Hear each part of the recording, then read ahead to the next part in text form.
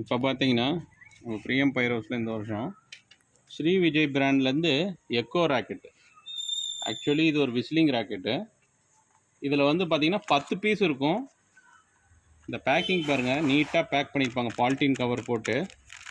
Already இதில் ஒரு 5 piece பார்த்துட்டோம், செக் பண்ணிட்டோம். இப்போ இதனுடைய சாம்பிள் வீடியோ பார்க்கலாம் வாங்க.